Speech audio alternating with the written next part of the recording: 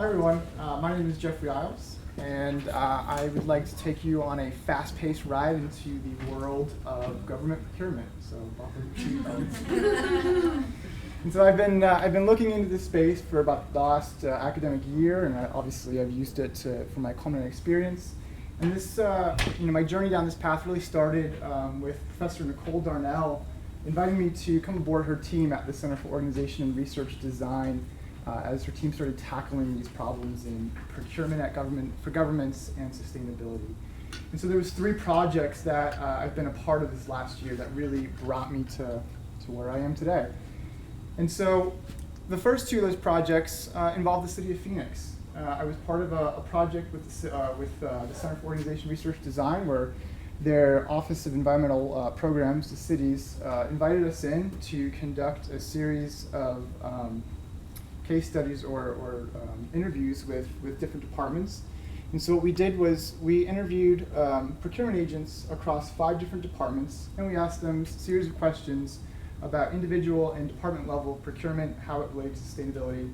And the purpose of that was to try to come up with a report to the city where we could kind of show them where they were lacking and what they could do to purchase more sustainably. The second project I was a part of was in Professor Darnell's class, and the same Environmental Office of Program, OEP, Office of Environmental Programs, asked our student team to benchmark their efforts to create this ratings program for procurement against what 10 other cities were doing across America. So we chose 10 cities who also had formal sustainable policies and an environmental office that they housed it in. So they were like cities. And so the key takeaways from those 2 projects were, well, in the benchmark experience, there's a lot of communication gaps. No city's perfect. Phoenix thought they were, bottom of the totem pole, but they're really not. It's in terms of communication, how finance is communicating these procurement strategies across departments, and how the bottom-up refinement's working with these small purchases like paper and janitorial products. In the pro bono study with CORD, what we discovered was the city of Phoenix actually has this strategic procurement team that they formed, and they are looking at different metrics to either bring in new contracts or evaluate old contracts. And the environmental office was not at this table. And so it was unclear what sustainable metrics were being looked at when new contracts were being evaluated. And so those 2 things together led me to believe that Phoenix and other cities like Phoenix, they all lack the capacity to implement their sustainable purchasing policies fully. And all the sustainable purchasing policy is a formal way for a city to commit to purchasing with community in mind and with the environment in mind, along with financial commitments. And so I thought to myself, they need a tool. Phoenix needs a tool. They have limited capacity to really measure and manage these different procurement options across the city. They have no centralized way to do this. And so how can they have a greater impact? How can they have a greater voice? And I thought, well, wait a minute, they have a tool. They have this e-procurement platform. And e-procurement, or EP, it's really just a digital way to procure. It's a way for cities to bring in all these different, to ask for information from vendors, to get all the bids done, and then to kind of decide where they're going to go with their processes. And so it increases efficiencies, effectiveness, and transparency across all its operations. And I thought, well, this could be perfect. This could be a great way. This could be something that they could link to their sustainable purchasing policies and measure and manage, their efforts to procure within those standards. And so that's where I wanted to be. But that was a difficult connection to make for me. With my capacity, I thought a better place to start would be to ask, what are cities who have both these things? And what are department level directors who have an e-procurement system at their disposal, and they have this formal SPP, the Sustainable Purchasing Policy? How is the first helping them assess the latter? How are they using e-procurement? How is that involved in their assessment of the implementation of their purchasing policy. And so that's where I started. That was the gap that I wanted to help contribute to crossing. And so that brings me to the third project I was involved with CORD. And that was this massive undertaking, this nationwide survey that the team conducted, where we sent out this survey asking about department level and city level procurement to 1,845 directors from across finance departments, DPWs or departments of public works, and environmental departments, right? And so it's 1,845 people across 791 cities, and we just wanted to ask these questions. And I was able to take, from these 39 questions, 4 questions and make them my own. And I had 2 questions for e-procurement, and I had 2 questions for sustainable purchasing policies. And what they look like in the survey were this. So the first question, I just wanted to know, does your city have an e-procurement system? Yes or no? If they said yes, we asked follow-on questions. What kind of activities are in that system? Do you use it for an online bid process? Do you use it to help train your procurement agents to use the system effectively? Are you able to track purchases through the system? And do you use it to house a database of environmentally friendly programs and services? And so, likewise, with the questions for sustainable purchasing policies, I wanted to know yes or no, do you have a policy? And if they said yes, I wanted to know what their assessment of that policy was. And keep in mind, these are directors, these are city managers from across, different departments. And so, it was 11-point scale, -5 being, the worst, very unsuccessful, +5 being the most successful, and then nowhere in the middle with that 0 rating. And then from there, I've got some data that I could work with. And so from the 1,845 people we reached out with, 851 of those directors gave me some usable data that I could kind of consider within my analysis, right? And this was across 567 cities as opposed to that initial 791. And so what that looked like broken down into departments was, it was even-ish between finance and public works, almost half for finance, maybe 40 or 35% came from public works, and then about 1/5 came from the sustainability or environmental departments. And that was what about we saw when we created our initial list. About 1/5 of the people on that list, about 1/5 of the cities we looked at actually even had a sustainability department. And so this was pretty accurate of the initial group of people. Out of curiosity, what sort of number are there in that other? Is it like 10, 1,000, 1 billion? No, this is actually by number of respondents. This is data points. I just wondered when in that other category. In that 28 people who were other.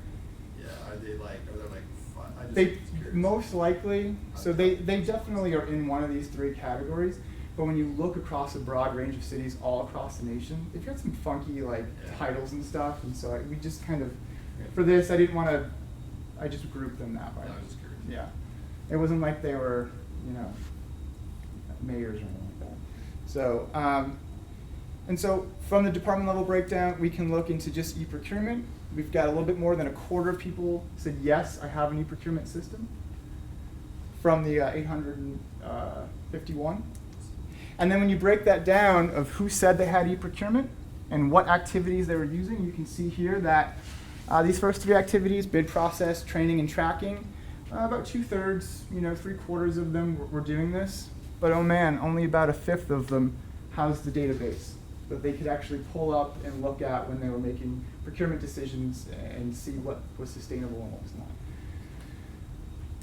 Likewise, with the purchasing policies, about 1/4 said, yes, we have a formal sustainable purchasing policy on the books. And then when they were asked to assess that policy, 3/4 of them did, and 1/4 of them did not. And so what that looks like together was, out of everyone who has this e-procurement system, everyone who has a sustainability policy who assessed it, I had 60 people. That became my focus. It was kind of like this when I saw that. But it worked out. It was fine. And so another way to break that down would be by activity. And so again, you have everyone who said, yes, I have that e-procurement system. This is how many who said they have that activity. And within that group, these are the people who have that SPP, and then the yellow is who assessed that SPP by category. That's what that breakdown would look like. And so let's talk about my method. I decided a simple chi-square analysis. I almost used this picture a little too, but I decided I'm going to do that chi. That was my best bet to take a look at these two categorical variables, these two things, this sustainable purchasing policies, the assessment of it, and the use of an e-procurement system and activities, and see if there was a causal relationship that these e-procurement systems had on the assessment of the SPP. So I did each one separately. But before I could do that, I had to take this ordinal scale, and I had to break it into categories. So I did high, medium, and low categories, right? And so everything with a negative number got grouped into a low assessment of their SPP. This middle group of 0, this was my medium, right? Because it was neither low or high. And then all these positive numbers I grouped into a high category. So now I have this category of ratings. And what I wanted to do with my e-procurement activity questions was I wanted to take out all those don't knows. It was just noise in the process. And so I just looked at yes or no. We have one or we don't. And the chi-square analysis, the test of independence, I thought was the most appropriate method for me to use specifically. There's obviously much more advanced multivariate regression analysis that could be used, but for my purposes, this was sufficient. And that's what I did. And so you can see here the outputs. I won't spend too much time with this. We can come back into question and answer. I just want you to look at the environmental database. These first three, there was no significance. There was no relationship, it seemed like, between their use and the positive effects of a sustainable procurement policy for city managers. But this environmental database did. I mean, to the 0.05 level, this had significance. And so there was 95% confidence that there was a relationship. But I really needed to look at the frequencies. And so what this is my lows with and without the policy, my medium scales, that 0 with and without the policy, and then again for my highs.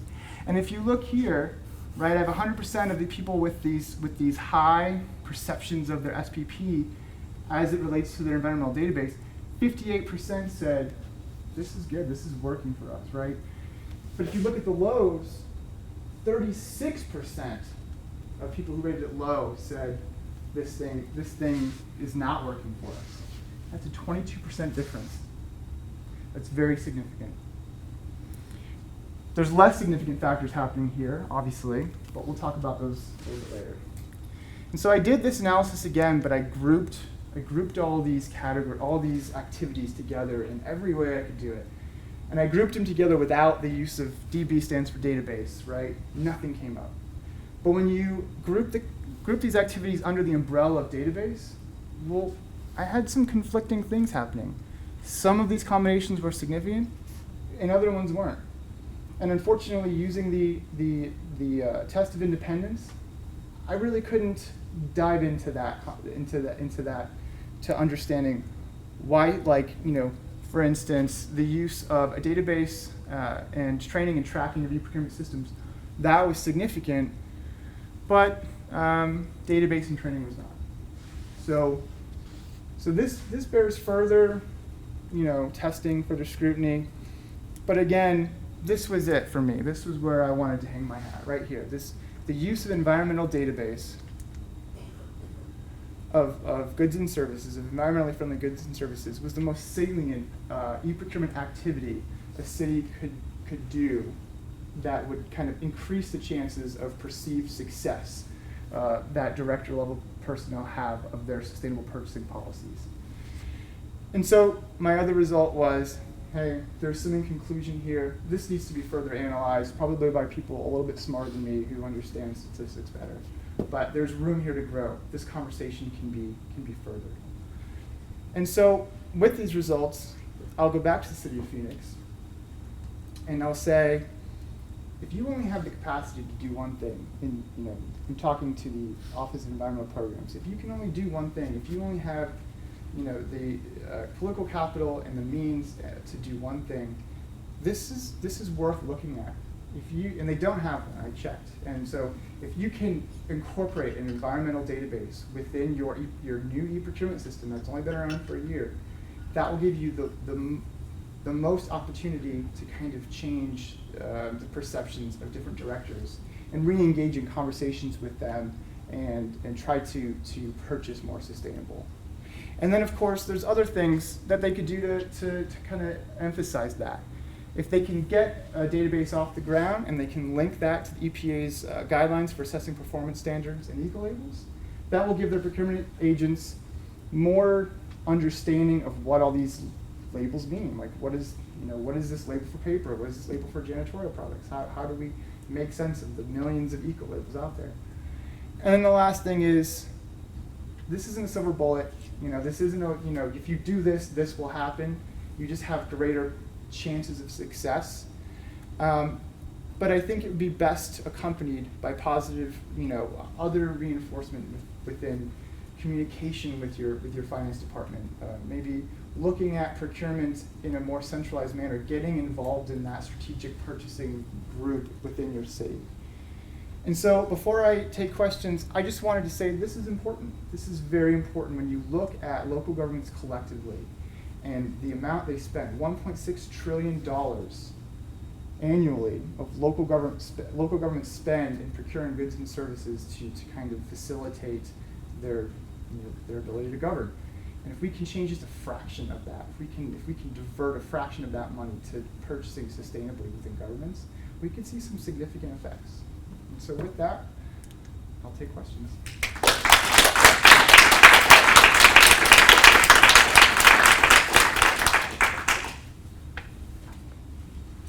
Not all at once. Go ahead. Is the city of going to decide what they're going to be doing with your results? I haven't actually briefed them on this yet. I wanted to kind of get through the academic phase and refine it as much as I could before I could bring this to the Offices of Environmental Programs, with Julie, and kind of have a more refined picture to tell them. Because along with them, I'm looking at trying to scale this. Professor Donnell has gotten in contact with a practitioners journal called American Cities and Governments. I'm hoping to get them a really good executive summary of my findings and see if we can publish that. Along with that, I'm going to accompany her to a summit of sustainable purchasing leadership up in Colorado in a couple weeks, where she'll be able to discuss the larger findings of our project, and I'll be able to kind of have these conversations with government practitioners on what I found in my project. So I don't know if that answers your question, but. So it seemed like there's a couple of qualitative pieces that you alluded to at the end. One is the context into which these tools are dropped. So yeah. If you were to pitch this to Phoenix, because you know Phoenix, you'd be able to say, if you made this one thing, if you only could do one thing, do this, and here's also the question. So what seems to be like that, obviously your city can't really show that, but it seems like that's a really important piece. And on the flip side, I'm curious as to how uniform these environmental databases are. So is it, if you... Yeah. Right, and so from my understanding, cities aren't like creating their own database. They're using third-party databases. Right. A lot of them are going to the EPA to pull that metadatabase, right? And so I don't have access because I'm not a practitioner. I tried to get in, they wouldn't let me. To see what's in this database, to see if it's specific to Phoenix, because a lot of cities, they purchase locally, so there's another whole other implications there. It's like, what this means to local vendors. I mean, this is just the beginning of a conversation, and there's a lot that I just can't answer on this. Well, but it might be good just doing a few, and you probably got the priority thoughts. I mean, it might be useful to just do a few interviews with some of your representatives. I think it's funny that you mentioned that. So someone else, another graduate student who worked with me and Kai on this and Alyssa on this student project, who worked for Nicole at Cord, when she does, I don't want to spill the beans, but I think what she's going to end up doing for her culinary experience is looking at some cities here and some cities here, and she's going to do this comparison to see where there's similarities, where there's differences, and more in a quantitative way, how can we make sense of this? So I think that might get at what you're asking. Yeah. So I won't mention her name, it'll be a surprise. So that's it. So Jeff, I have a question. So given that cities are of many different sizes, Mm-hmm. I could see that there might be other barriers in terms of capacity, and human capacity in particular, to understand how these things go together, Mhm. and how to best blend them in a way that's appropriate for their size of city. Mm-hmm. Can you speak to those kinds of barriers at all? Or? No, okay. Yeah, and so I can, and so in doing this report and looking back at the literature and looking what's come before in the bigger conversations, these barriers exist in full, and they're usually organizational, they're behavioral, they're financial, and those are the big areas that you see a lot of kind of confounding competing interests that take away from the focus on community and environment and sustainable purchasing. So I don't know if that gets to your question, but yeah, it's complicated, it's sticky. And so you can see that here in the results. I mean, 42% of people without a sustainable purchasing policy still said, we love it. We love, it's working for us. And 64% though without it, so there's some things happening here, and there's some better ways to get at that question that I just wasn't able to do. Is there, there's cities that didn't have e-procurement and didn't have a database, and there were cities that had both. Mhm. I'm wondering if there's a correlation between a city having both and not having both, and how attractive that city is. Yeah. Or like how great that city is, or economically, whatever. One thing I failed to mention in our data set, all the cities we looked at, all the cities we reached out to, all 791, these were cities of 50,000 people, with populations of 50,000 or more. Originally, we were going to try for lower population, like a much larger repository, but the manpower we just didn't have, and two, what we were looking at was the fact that a lot of these really little cities, they just don't have either of these things, and they usually don't even have, their department structure is so much different. It just didn't make sense to try to fit them in the same way that we should. But what I think Daniel's asking is, can you take your data and tie it up to even if it's just correlated to outcome metrics? Like, does it turn out that there are cities that have really high they're in the livability index, and they have really high livability? It turns out like the cities that it's kind of might be. I don't think. Like, does it make cities more competitive to have or both? more competitive or something. Yeah. What are macro metrics for cities? Yeah, I think if I understand your question correctly, we are starting to combine this survey right now with a lot of other secondary data. And so that could be a question that we might be able to answer. I haven't personally looked at it. I've really I have a tendency to do this, and Nicole's like, no, do this. And so this is where I kind of did. Okay. Thanks, Jeff.